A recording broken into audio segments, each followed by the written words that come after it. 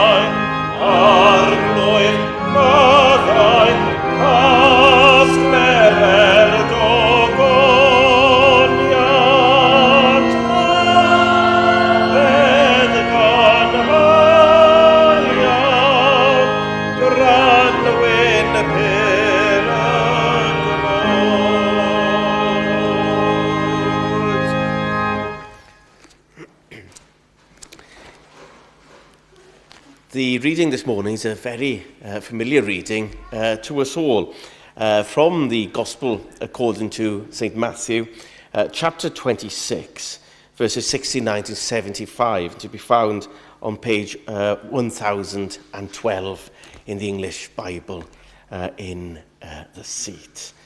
So Matthew chapter 26, verses 69 to 75. Pedr yn gwadu Iesu. Roedd Pedr yn eistedd y tu allan yn y cyntedd. A daeth un o'r myrwynion ato gan ddweud, yr oedd y tithau hefyd gyda Iesu'r Galilead. Ond gwadodd ef o flaen pawb gan ddweud, nid wyf yn gwybod am beth y rwyt yn ei sôn. Ac wedi iddo fynd allan i'r porth, gwelodd morwyn arall ef, a dweud wrth y rhai oedd yna, yr oedd hwn gyda Iesu'r Nazaread. Gwadodd yn tai drachefn a llw, nid wyf yn adnabod y dyn. Ymhen ychydig, dyma rhai oedd yn sefyll yno'n dod at Pedr, ac yn dweud wrtho, yn wir, y rwyt yn un ohonynt, achos y mae dy acen yn dyfrydychu. Yna dechreuodd Pedr rhegi a syngu, nid wyf yn adnabod y dyn. Ac ar unwaith, fe ganodd y ceiliog. Cofiodd Pedr y gair a lefarodd yr Iesu wrtho. Cyn i'r geiliog ganu, fe'n gwedi deir gwaith. Aeth Pedr allan gan wylo yn chwerw. A boi bendith yr arglwydd ar y darllen a'r deall o'i air. Amen. Chyn ni barhau trwy ganu emyn 592. 592. Ysbryd glân, golom y nef, gwrando'n rasol ar ein llef, eitho mynwywedig iawn, disgyn yn dy ddwyfol ddawn. Oer ein serch a gwan ein ffydd, ein hosana'n ddistaw sydd. Tyred ysbryd glân, enyn ynom nefol dan. 592.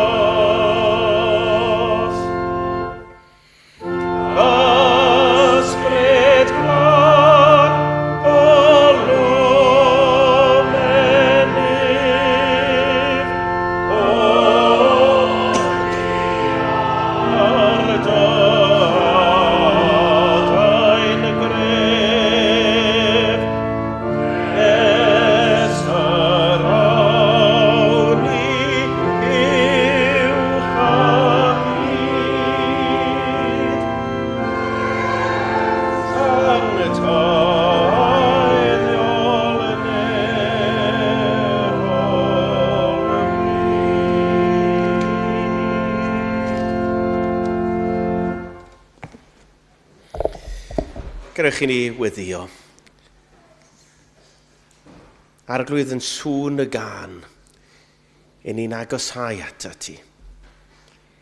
I ni'n diolch i ti am y cyfle i ymgynnull fan hyn yn dy dyd i. Yng nghwmni ein gilydd, yng nghwmni teulu a ffrindiau. Ond y bwysicach fyth, i ni'n diolch am dy gwmni di. Ac i ni'n gofyn i ni brofi wrth bresenoldeb yn awr. Lord, we thank you for this hour.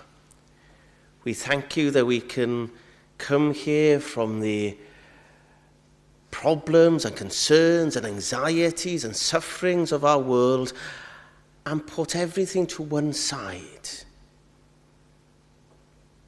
and concentrate wholly on you and your will for us as individuals, for us as families, and for us as a church gathered here today. We thank you for your promises in Scripture when we draw near to you, that you draw near to us. Felly arglwydd, cynorthwyo ni y bore yma, i roi o'r neilltu bob rhyw bryder, amheuaeth, ofn, a'i dyrchafu hwy oll i'th ofal sanctaidd di. Lord, we thank you for this church. We thank you for its minister, for its leaders, for its members and friends, for the community that gathers here. We thank you for all that is good which is associated with this place. We thank you after all these years that the good news is still proclaimed here from Sunday to Sunday. A'n gweddi ni arglwydd y bydd eraill ymysg Cymru Llundain yn teimlo'r angen i ddaddoli di, i berthyn i gymdeithas o'th bobl di, i ymgynnull fan hyn, i ganu mawl i ti. Lord, we pray for our country and for our world. We pray for those who are finding life hard, those struggling to pay the bills, those struggling to feed their families, those struggling to see a way ahead. Lord, be close to them and help us as a church to lend an ear and a hand to them, to see the need and to react positively to it.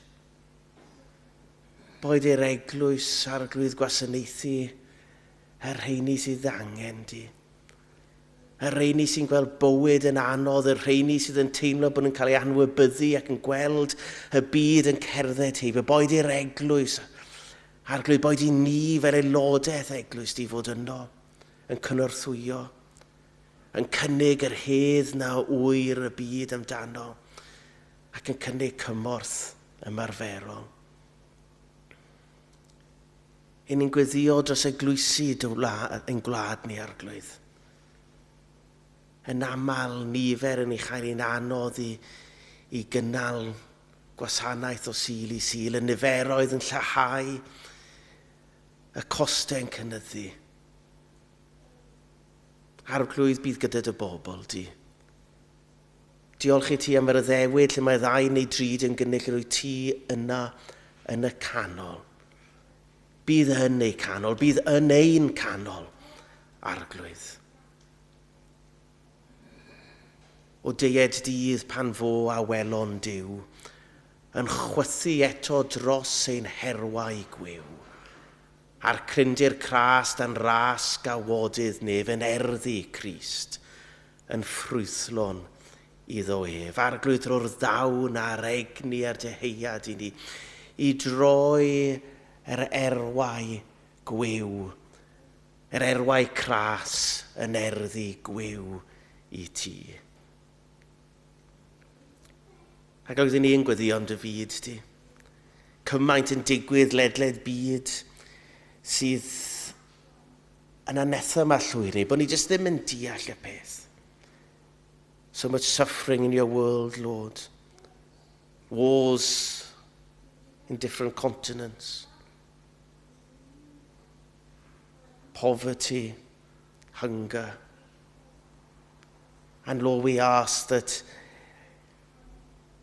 in the midst of this darkness, that your church is a light in the midst of the darkness. That your church shows a different way, a way of peace, a way of forgiveness, a way of love, and the way of grace. And Lord, let that be true of our own lives. Where there is hatred in our own lives, Lord, let there be peace. When there is grudge, when there is a grudge and a rivalry, let there be forgiveness and grace. Heddwch ar ddeiar lawr o deheuad yr ymynydd. Ie, heddwch ar ddeiar lawr gan ddechrau yn fy nghalon i. Ha boed i'r heddwch hynny, y tangnefedd hynny, i fod yn bresennol yng nghalonau bob yr un ohono ni. O'r awr hon, hyd bod ni'n gadael y lle hwn ac wrth i ni fynd nôl i'n cartrefi ni ac i'n gwaith beunyddiol ni yn yr wythnos sydd i ddod. Boed i'r heddwch yn ni. Aros gyda bob yr un ohono ni. Lord, we acknowledge sometimes that we find it difficult to pray. That we feel like the hymnist has just told us that our faith is weak. We feel prayers going unanswered. We can't find the right words to reflect the way that we are feeling. But Lord, we thank you that we aren't the first to feel like this. Paul said that sometimes he could only groan that he couldn't find the right words. And that the disciples, even after being 3 years, day to day with our Lord Jesus Christ, asked him, Lord, teach us to pray. And we thank you that Jesus has given us a pattern of a prayer which unites us today with the generations of the past and with every continent in the world. A prayer which we can say when other prayers are slow to our lips.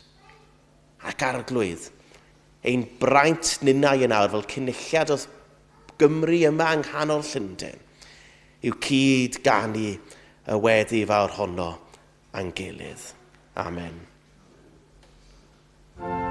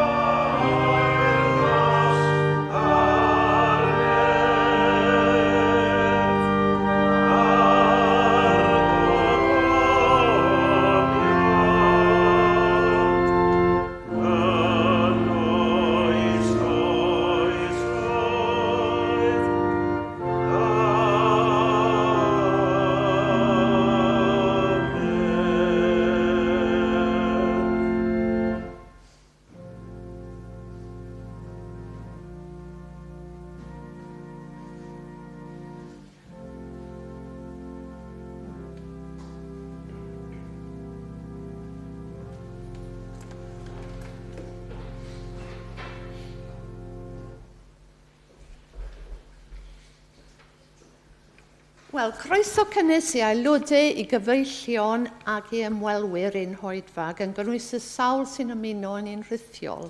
A warm welcome to members, friends and visitors to our service, including those joining us remotely. Ar bore yma, mae'n bleser cael estyn croeso arbennig yn ôl ein cenad gwadd, Rhys a Bowen, Caerdydd.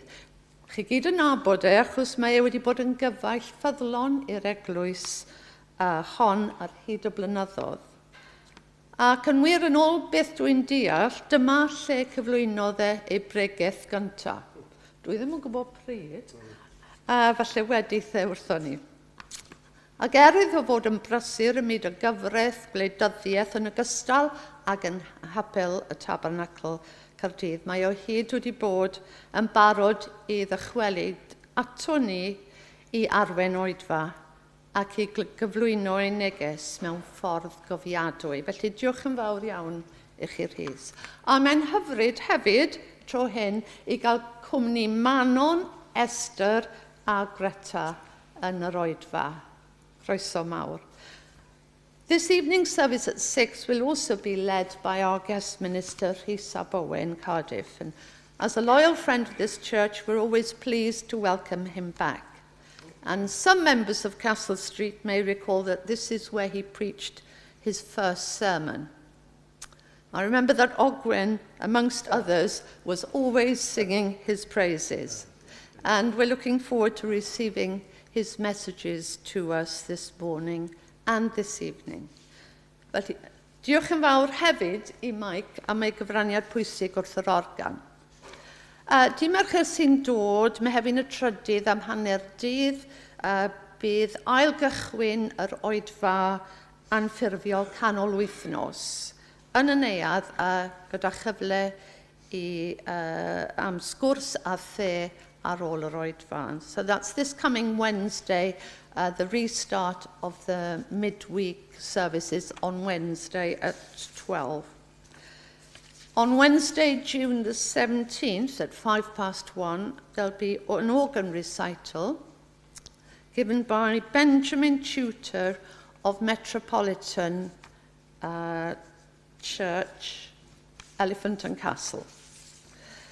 Di Sul nesa, bydd yn gweinidog nôl wrth y lliw gyda oedfa gymyn yn y bore, cylch trafod am hanner awr 4 ac oedfa'r hwyr am 6. A bydd clwb cyrru'r capel yn cyfarfod ar ôl yr oedfa yn Gopoles of Soho. A mae croeso i bawb ymuno. Cofiwch ddylawr i cael te yn y neuadd a sgwrs ar ôl yr oedfa. Do please join us for tea and fellowship in the hall below after the service. Ac yn nawr, fe ddawn ni o amgylch i dderbyn eich rhoddion, ond mae casgwyr arbennig gyda ni heddi. Mae Esther a Greta yn mynd i ddod o gwmpas i dderbyn eich rhoddion nhw. Maen nhw'n ddwy gasgwraig brofiadol, a maen nhw wedi bod yn ymarfer yng Nghapel Tabernacl Caerdydd, a maen nhw'n barod amdano ni nawr. Felly, diolch yn fawr iddyn nhw ac i chi gyd.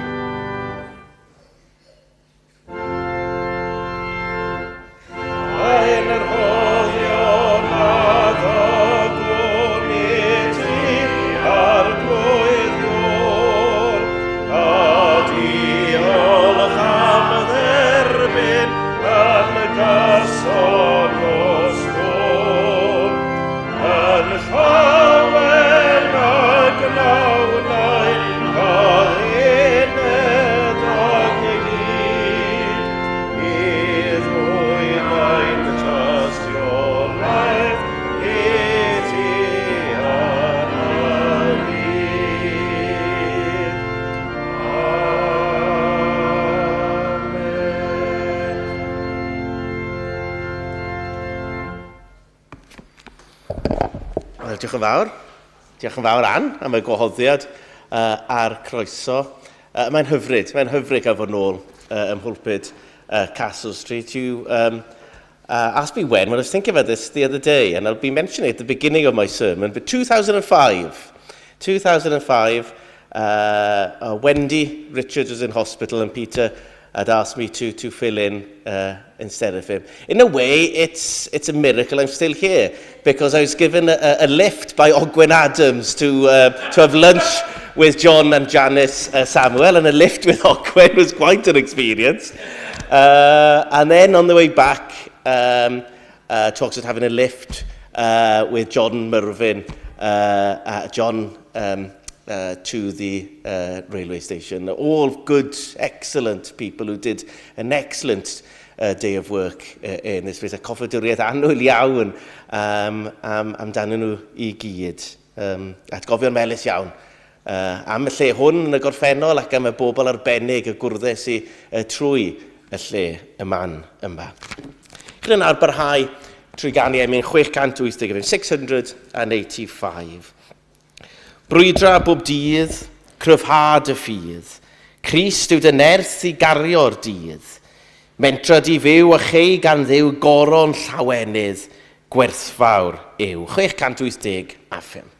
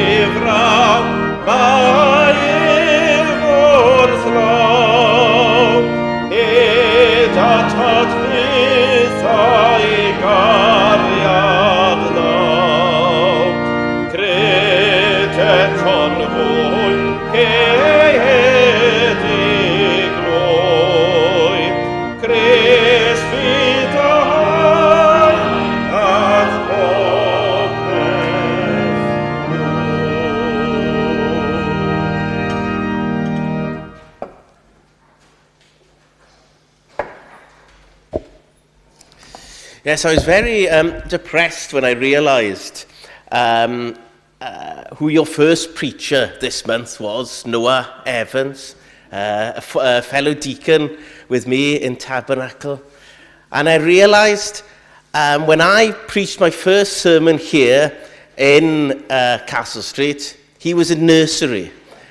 And that's the one good thing about going to chapel. It always makes you feel young, because you're always seen as one of the youngsters. But when you figure something like that out, all of a sudden you feel quite old.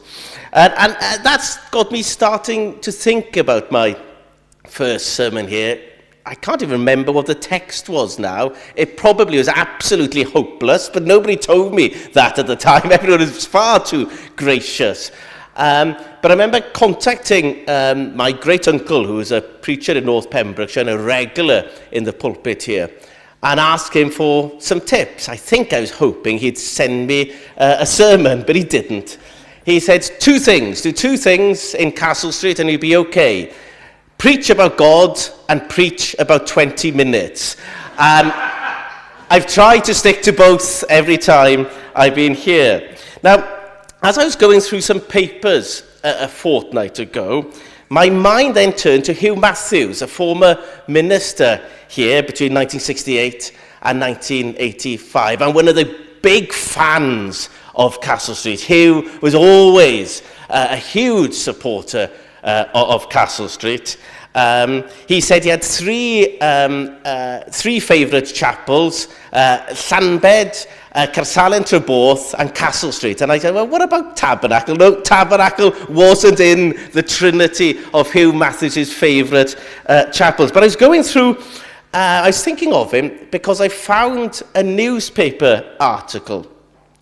And he thought it would be a good story for a sermon. And some of you remember Hugh Matthews loved a good story in a sermon. And he was so encouraging. I always used to send my sermons to him. And he was never overly critical, but we'd always add something brilliant to the sermon. It would make a poor sermon seem very much better. So I've included the story from the newspaper clipping in this sermon. It's about a man and his 4 wives. And I'll get back to that later on, why a man and his 4 wives is relevant to a sermon in Castle Street.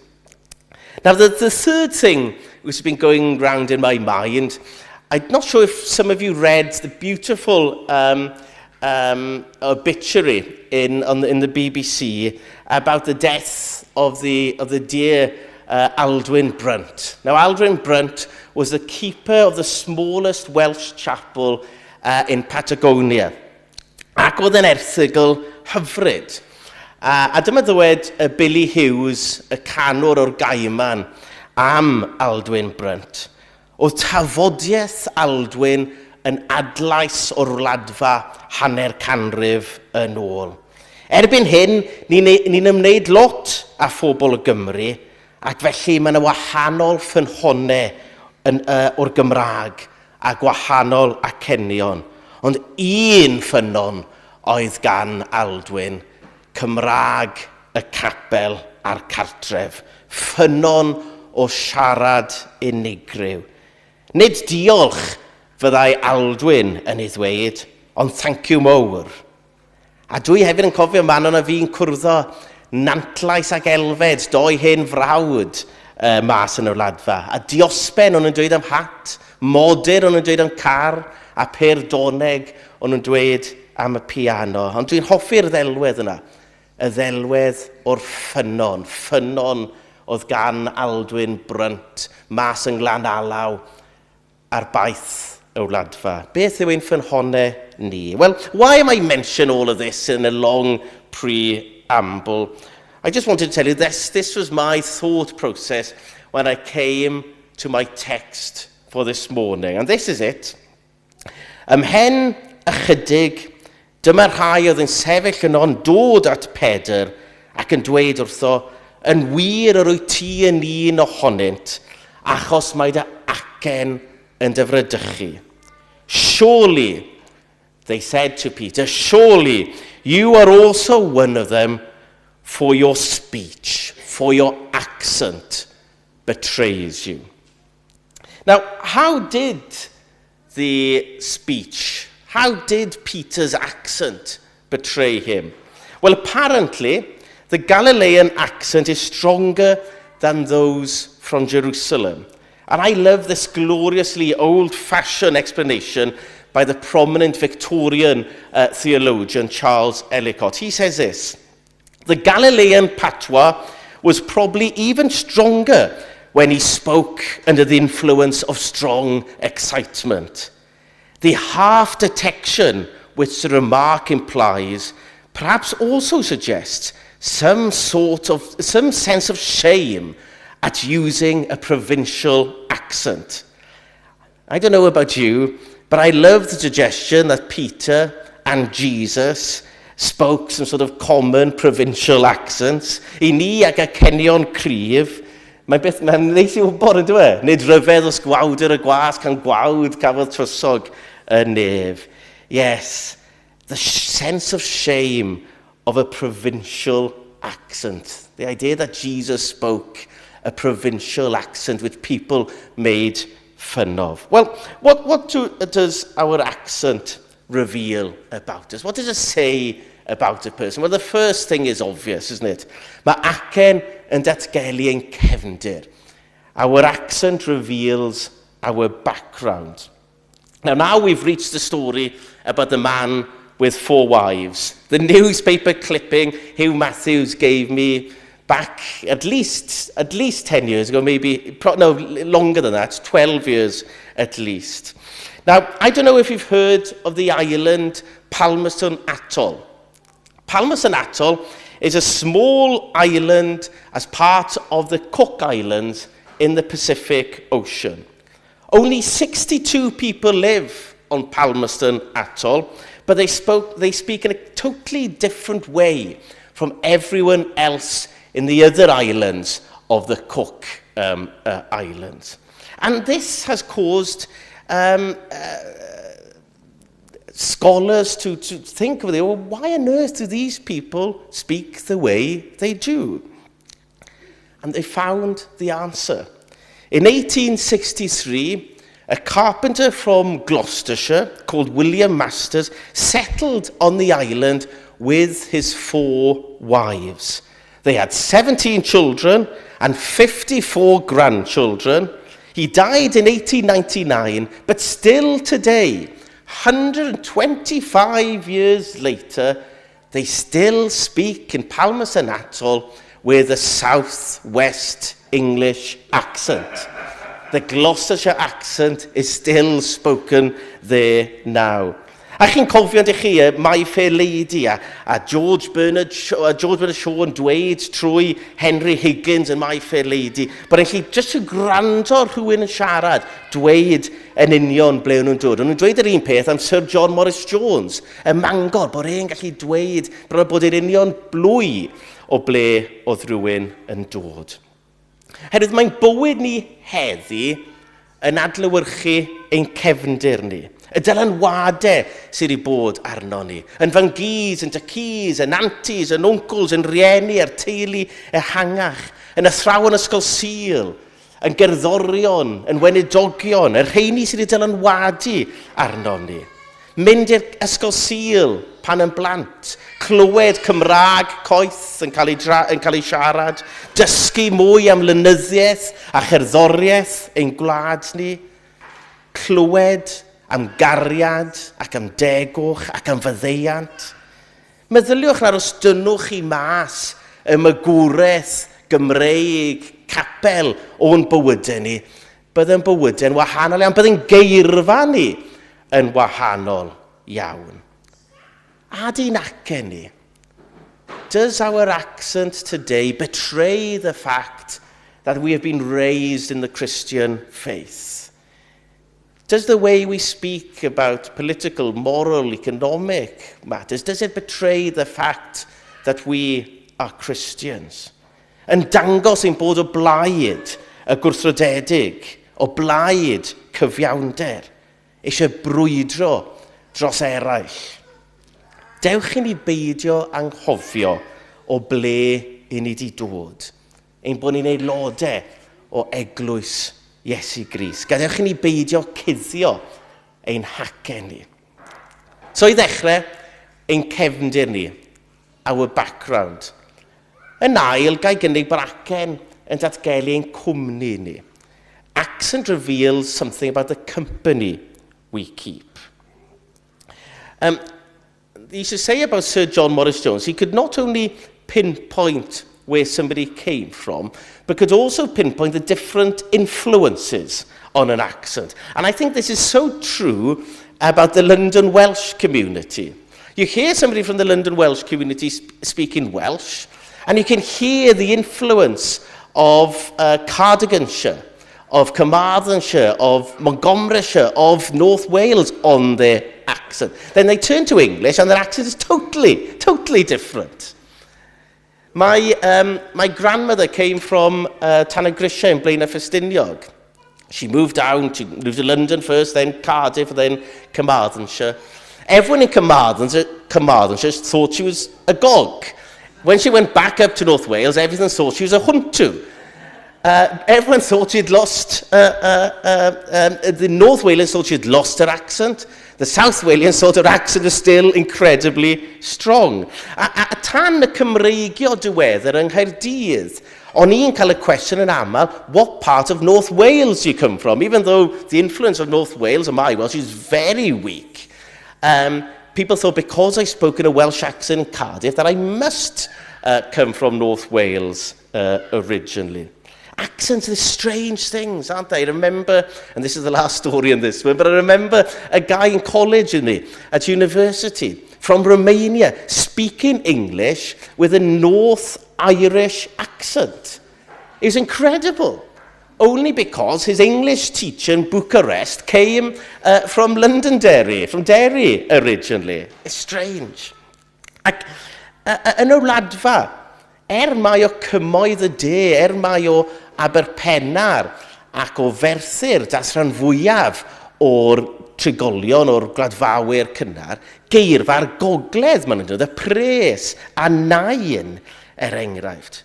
A'r ateb, wel, bod y mwyafrif yn dod o'r gogledd, o'r de, bod y mwyafrif yn dod o'r de, o'r gogledd oedd yr athrawon a'r gweinidogion yn dod. Felly dylanwad iaith y gogledd wedi parhau yn gryf yn y wladfa. Dyna'r ffordd i ni'n siarad â phobl y fori, wedyn ni fod yn y lle hwn, adlewyrchu'r ffaith bod ni wedi bod yng nghwmni ein gilydd, bod ni wedi bod yng nghwmni'r Iesu, bod ni wedi bod yn canu ymyneb, bod ni wedi clywed darlleniad o iair, bod ni wedi plygu pen mewn gweddi. Dwi'n cofio stori hyfryd a Hugh Matthews am ei dad. Hugh Matthews' father was a coal miner just outside Swansea, in Mynydd Bach Colliery. And during the 1904-05 revival, they used to hold prayer meetings in the colliery. And some of the colliers and the hauliers had been converted at these prayer meetings. And Hugh used to say that his father said that the pit ponies no longer could understand the hauliers' talk. They wouldn't listen to the commands of the hauliers. Why? Because the way they spoke had changed completely, been transformed after their conversions. Ond nhw nawr yn siarad iaith cariad a'i hacen wedi newid yn llwyr. Ac oedd yr un peth yn wir am Pedr. Nathon ni ddathlu'r Pentecost y Sul diwetha.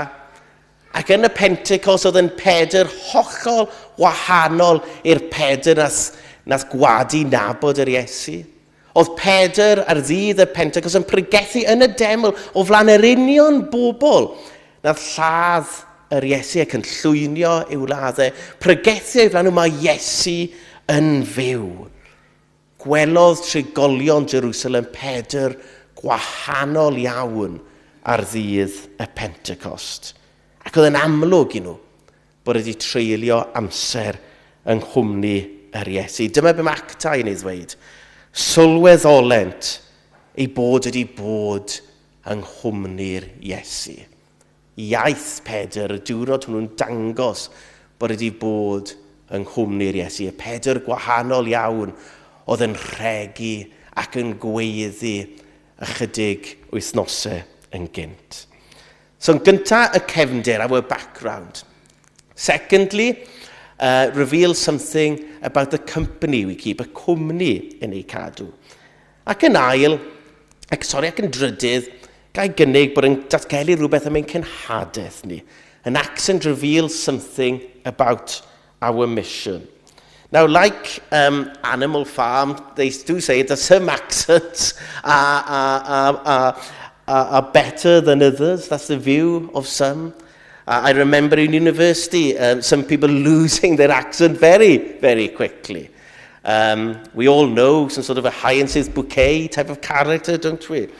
And they used to say about the Roy Jenkins, the former politician, that you couldn't criticise Roy Jenkins for being a lazy individual, because Roy Jenkins had worked very hard to get rid of his Abersychan accent.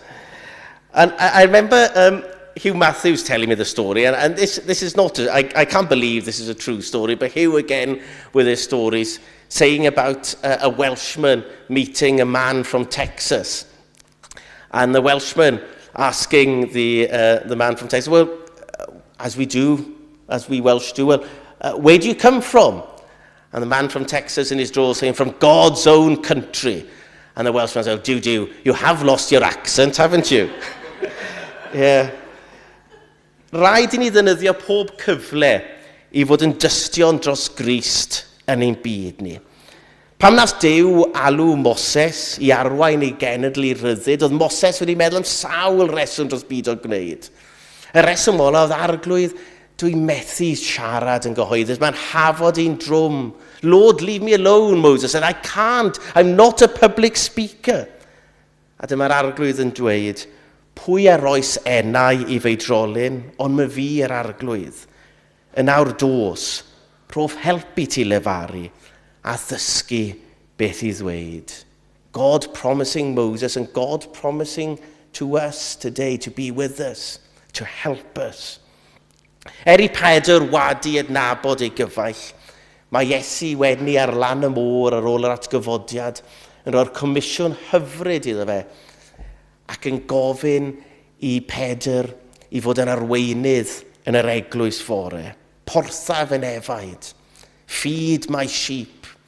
Dyna ddywedodd yr Iesu wrth Pedr ar lan y môr. Iesu yn defnyddio Pedr ei holl wendidau fe. I Pedr ei wadiau mewn ffordd mor ffyrnig. Iesu dal y defnyddio Pedr. Fel mae Iesu dal yn gallu defnyddio ni.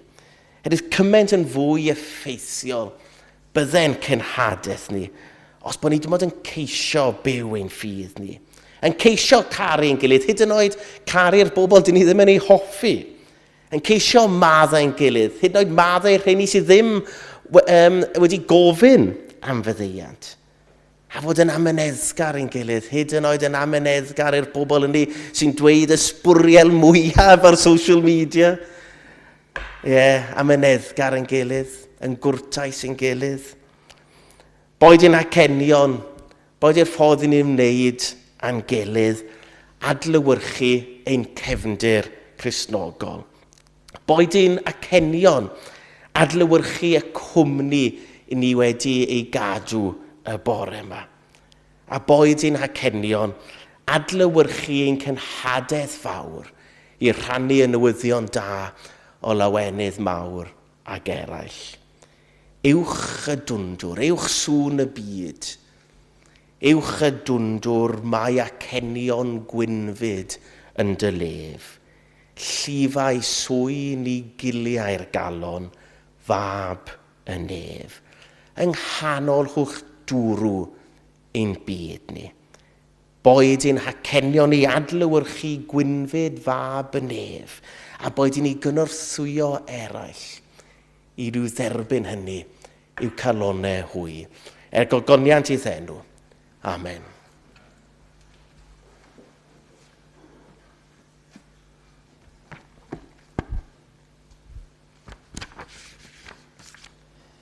Chyn I orffen drwy ganu emyn 586. Dyw y cariad nad yw'n oeri, tad y gras nad yw'n lleihau. Trigar ha a gwrando'n gweddi, tyred atom i'n bywhau. Gwist y weision ath dy ranau, llosg ath da'n holl ddrygain hoes. Rwy'n unau fel ein tadau brofi grymusterau'r groes. 586.